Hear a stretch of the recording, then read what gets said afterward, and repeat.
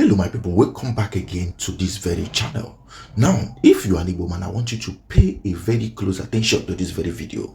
This man actually said that the only way to end the crisis, the issue, whatever that is happening to Southeast today, is to unalive Mazi Nnamdi Kanu. Like, that is what he said. And to know that he's an Igbo man, it is very, very disheartening. Now, before I say further, kindly watch the video. And let me be sincere with you. The only way to return full normalcy, I'm saying it on air, if you watch the system the whole thing is going, the time they arrested Nnamdi Kanu, it was like up and down, up and down. Yeah. The time they arrested Simeon Ekpa, it cut to 50%. The time that Nnamdi Kanu was convicted, it reduced to 10%. That's what we are battling now. Put it on air. If Nnamdi Kanu is dead today, if government of Nigeria will kill Nnamdi Kanu, trust me, normalcy will start coming. And that's all what every Igbo man prays for. Now, here's it. The suggestion that the only way to end the agitation in Southeast is to unalive Mazi Nnamdi Kanu is not only very disturbing, but also dangerously short-sighted.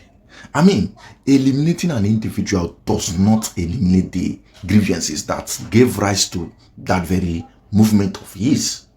In many cases throughout history, it has only deepened resentment, intensified tensions, and created even greater instability. One of the most dangerous mistakes any government or society can make is to assume that silence means acceptance.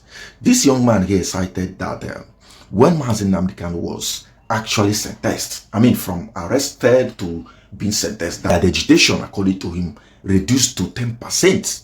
It is right to understand that many people in the Southeast may not be speaking publicly, but that should never be interpreted as the disappearance of their concerns. Ignoring or suppressing deeply held grievances can never lead to any lasting peace. Whether one agrees with what Mazi Nnamdi Kanu is doing or not, it is important to ask a very simple question. What are the issues he consistently raised about his people, the Igbo? Among the concerns he has frequently spoken about are greater security and protection of lives in the Southeast.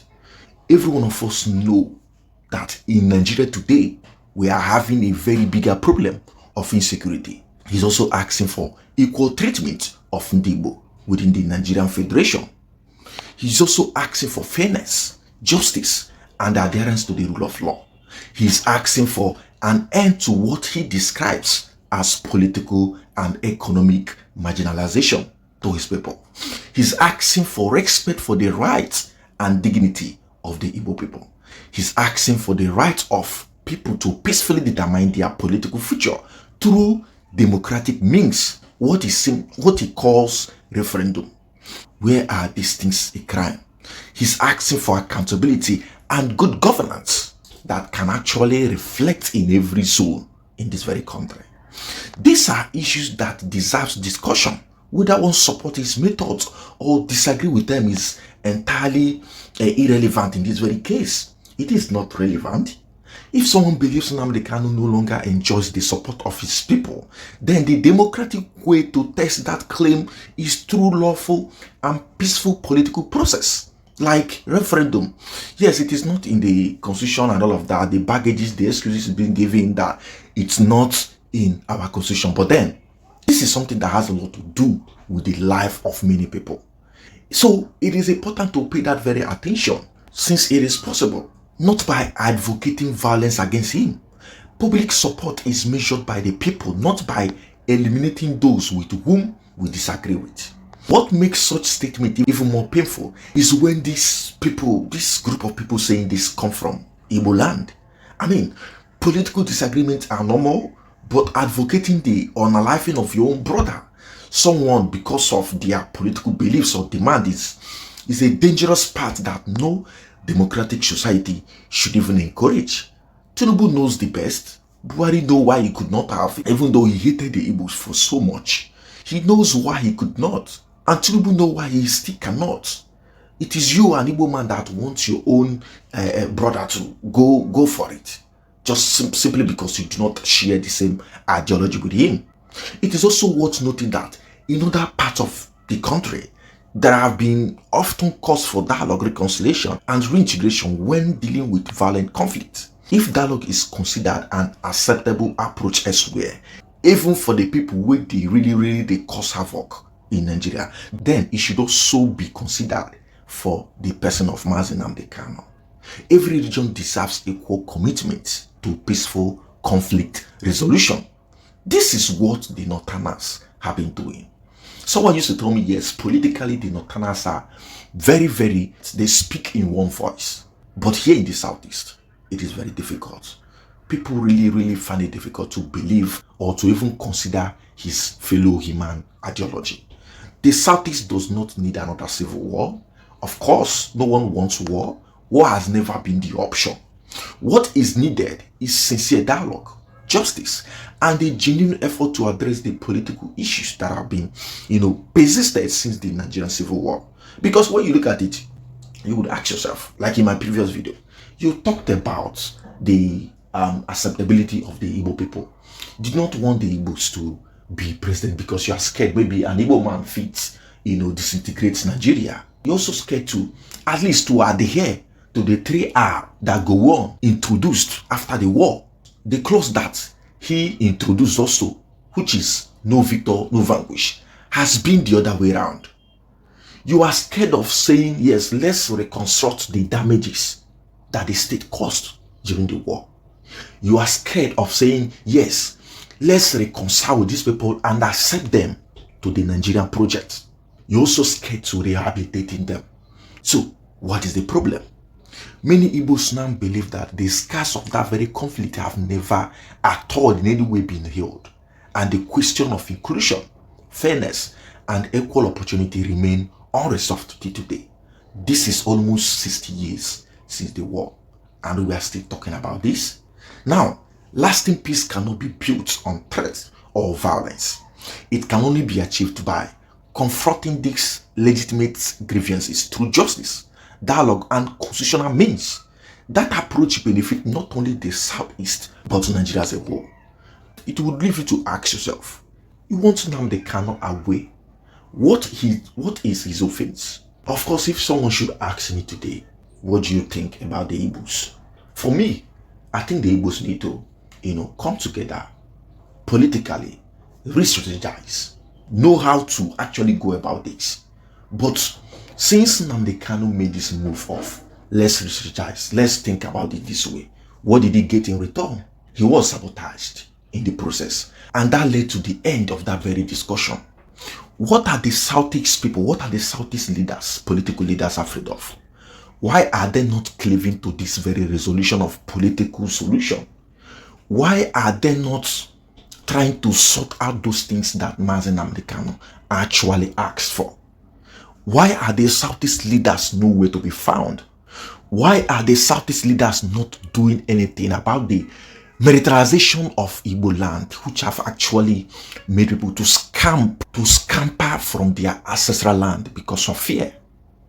Why are the Southeast leaders not paving ways for good governance in Igboland, at least to attract and submerge this very agitation? Kanu is not asking for impossibilities.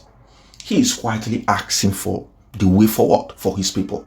Because when you look at it, you don't need to be an Igbo man or somebody else to know that the Igbos are facing a whole lot of problem in Nigeria, majorly politically. Like I said, the Igbos do not want another war. An average Igbo man would prefer to be in Nigeria. That is why you would see a whole lot of them scattered all over the country doing businesses. In northern communities, they are there. In southwestern communities, they are there. Everywhere in this very country, the Igbo, an average Igbo man wants nothing but inclusiveness. At least, if nothing happen, let there be, yes, I'm in Nigeria, and somebody somewhere seated comfortably in a studio and be asking for unaliving of Mazi Nnamdi Kanu. That the solution is just to take him away, take every other person away. Anybody will talk, say, let there be agitation, let there be another country, you take him. Is that the best way to actually solve political problem? When this case was being handled by the administration of Buhari, We all saw what happened. There was nothing to do in judiciary on this very particular case of Kanu. It is entirely a political case. At the end of the day, history has shown that you cannot unalive an idea by targeting one individual. Peace is not achieved through force. It is not possible. Peace can only be achieved through justice, dialogue, and fairness. We keep on hammering on this. I mean, whether you support Nnamdi Kanu or disagree with him, every Nigerian should reject calls for political violence, and a call for Nnamdi Kanu's head is a call for political violence because his case is political and his agitation is political.